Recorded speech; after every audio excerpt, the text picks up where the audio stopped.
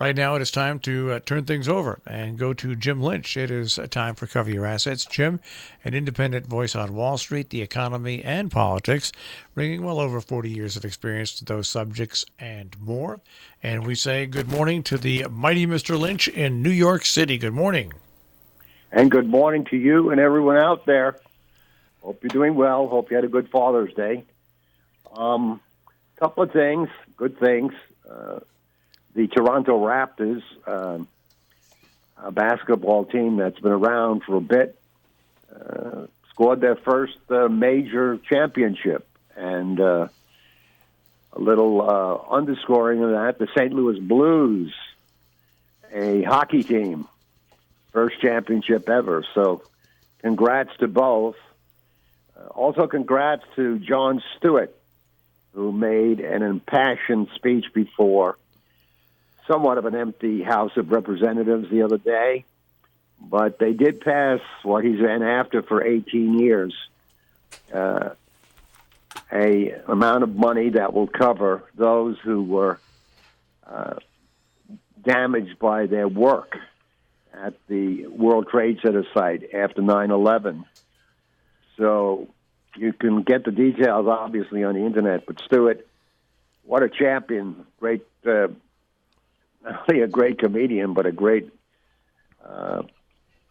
finder of talent. As you can see, many shows on TV now have his people, the people he brought along.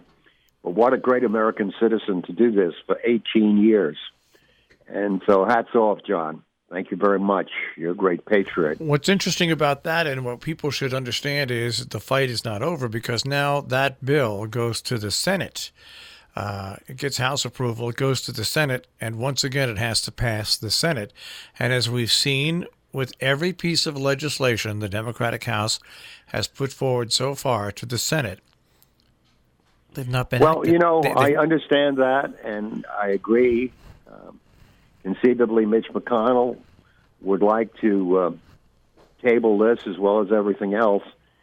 But I think when he tables this one, it'll be the final nail in his coffin, which we're preparing now, in that he's sitting on 100 to 200 bills passed by the House, and he can't get away with this. The American people have got to come awake to the fact that one man is exercising power which limits our democracy. I don't know how many Republicans would vote for whatever these bills are. Just takes one. But nobody is given a chance to vote. It just takes one person to block it in the Senate, in the party. Right. One person. And I would agree with you, Jim, except for one thing.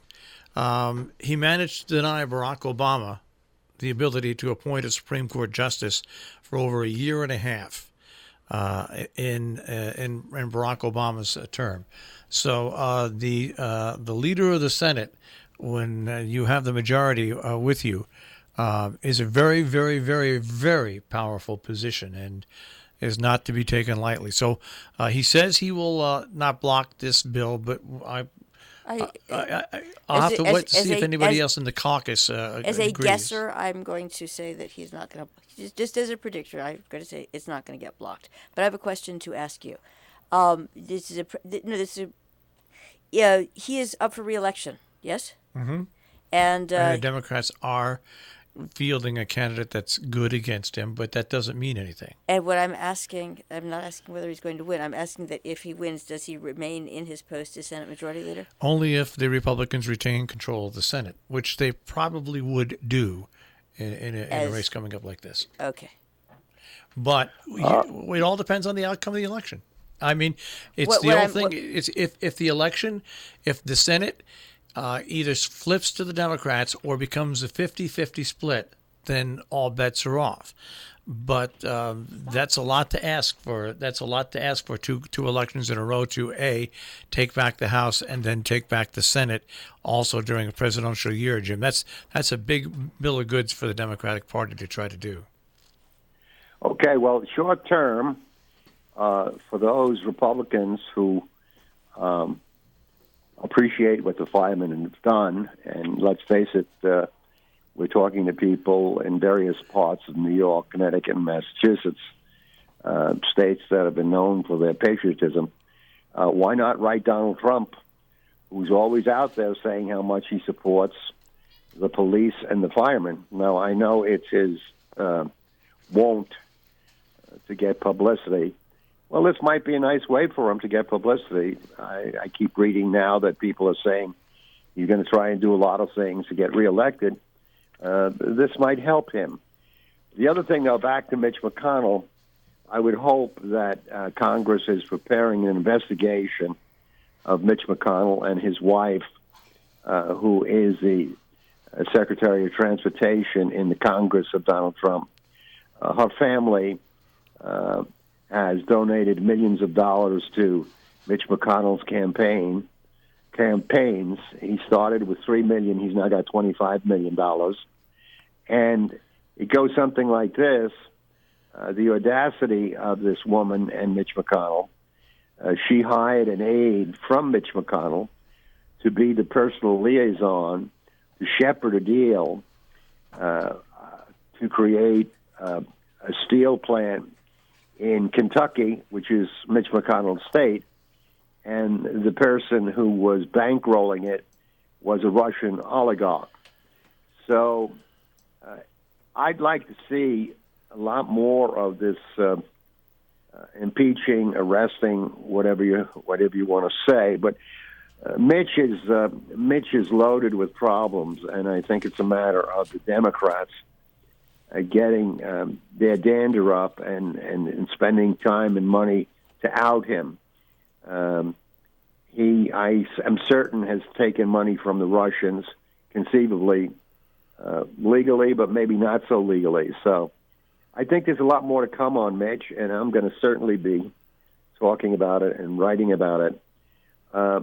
Continuing on the political event, speaking of the President of the United States, Donald Trump, I think in July, a doctor, you might want to write this name down because she wrote a very good book, which I think you might want to read if you're interested in electing a president. Her name is Bandy, B-A-N-D-Y, X, like X marks the spot, Lee, L-E-E. She is a doctor of divinity. She's at the Yale School and psychiatrist as well. She's written a book. She's been around for a while. It's called The Dangerous Case of Donald Trump. 27 psychiatrists and mental health people, basically they're expert, and they assess Trump's mental state, which, unless you're blind in one eye and can't see out of the other, is in shambles.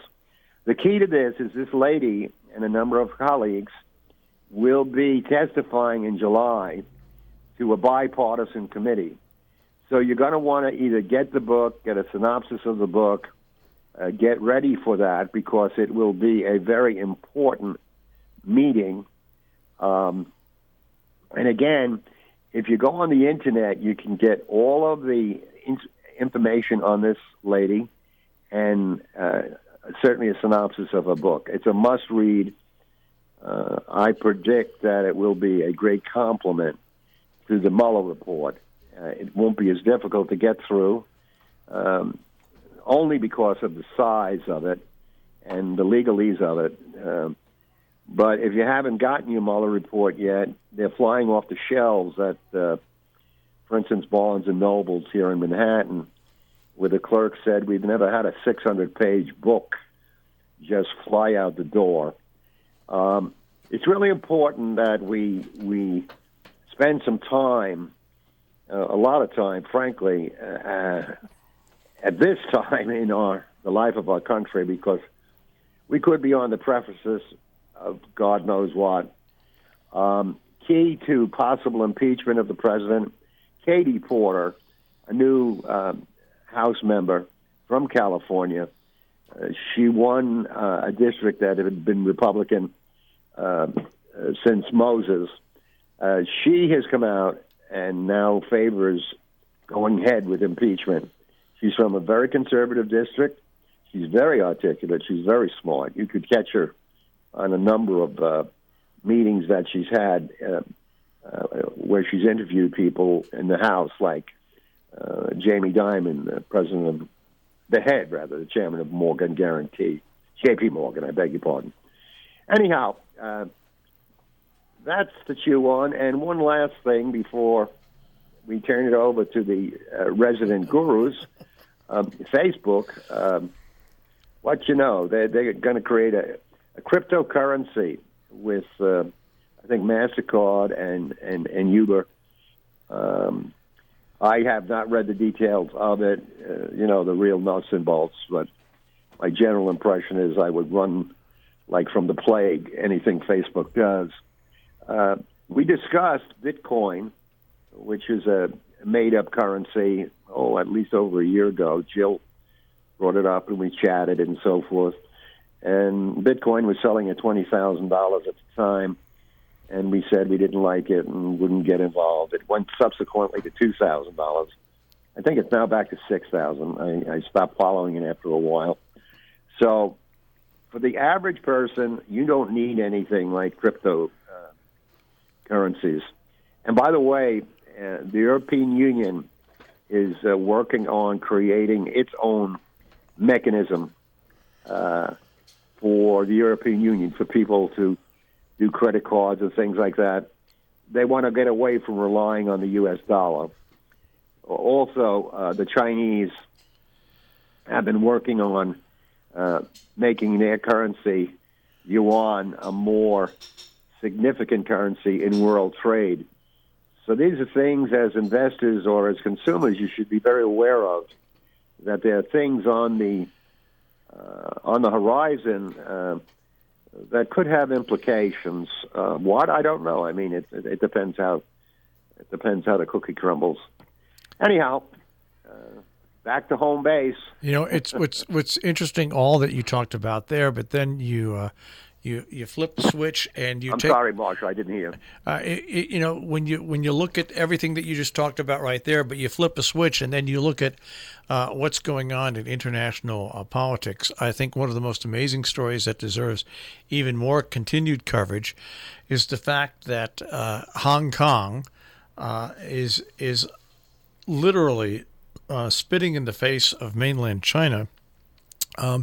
The demonstrations have not ceased, even though they got an apology from the head of Hong Kong and a delay of the law that they wanted to put in effect. But yesterday in Hong Kong, the biggest turnout yet of people, over 3 million people, lined the main streets from basically afternoon until about 10 o'clock at night, where you couldn't even move in the streets to still voice their disapproval. It's going to be very interesting to see how China either blinks on this or moves forward with more authoritarian rules for Hong Kong. It has a lot. Hong Kong has basically financed the Great Revolution in China.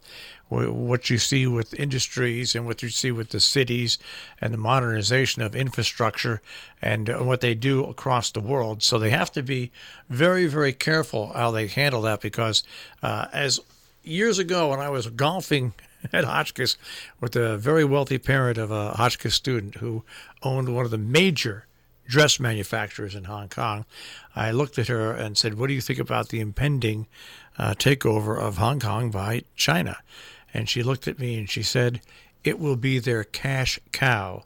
They'll be very careful with it." Well, they have been, but they're trying to stretch it out a bit now, and I think they're seeing that it's the scourge of social media. 3 million people showing up on consecutive nights in Hong Kong. It's a different thing than Tiananmen Square. Completely different. But this is going to be their opportunity to either blink or say, you know what, we're getting a lot out of Hong Kong. Let's keep it the way it is. Which is what the apology came out of, and we'll see. And we'll see who ends up getting thrown under the bus, if you will, on this one. But what I think is important to note, and Marshall, you and I discuss this all the time. Jim, I know you agree. It would be lovely if the coverage of this situation were a little more nuanced and a little less full of pronouncements about what's going to happen, when in fact what people should be observing is a really interesting evolution and development. And it would just, again, I see I see all these claims and exclamations and this and that, and it's just like, all right, this is happening. Keep an eye on it.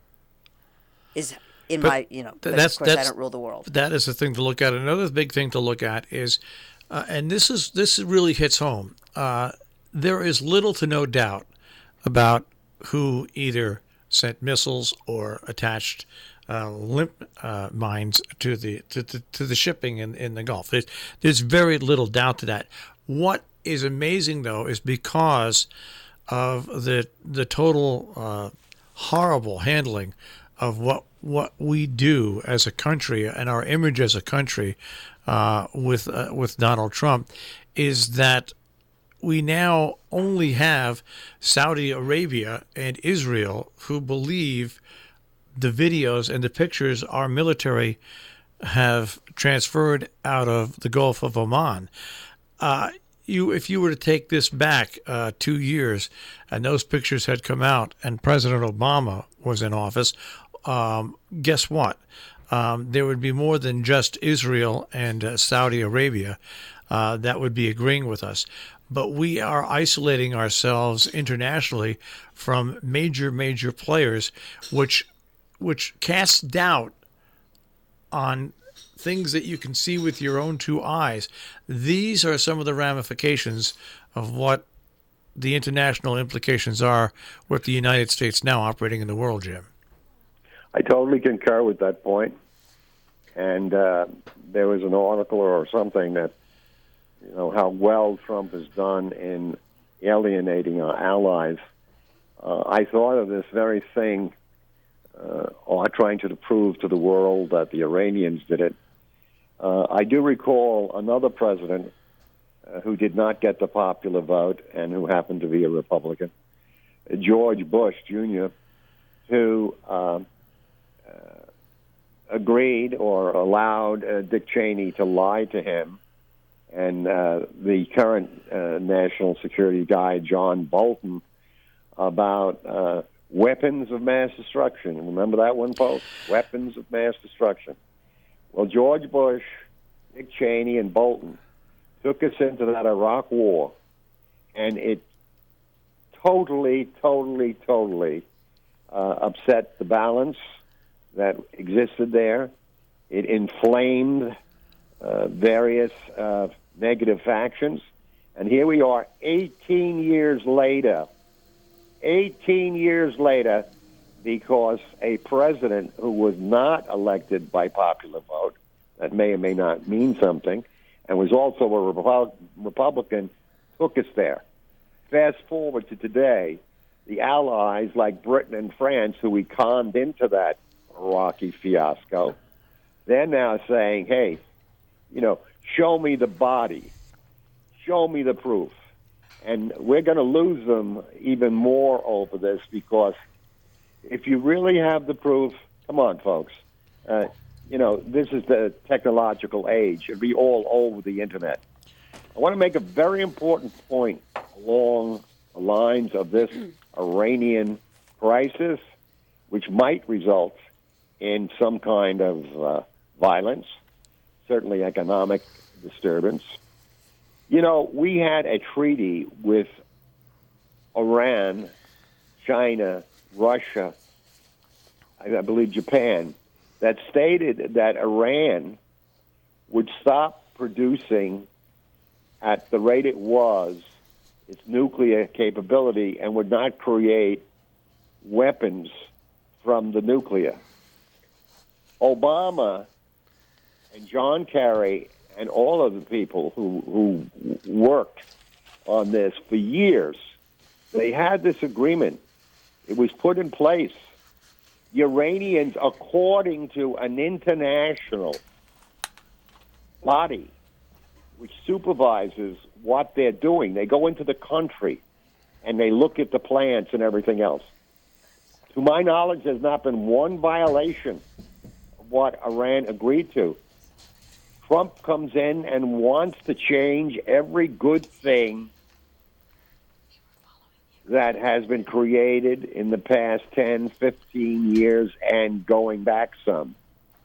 He deliberately, like a child, comes into a room and looks at his friend, and his friend an airplane model, and it really looks good, and he goes over and he breaks it because he doesn't want to be outshone by his friend. But childlike behavior is not acceptable in the President of the United States, and it transcends simply breaking a toy. He's putting all our lives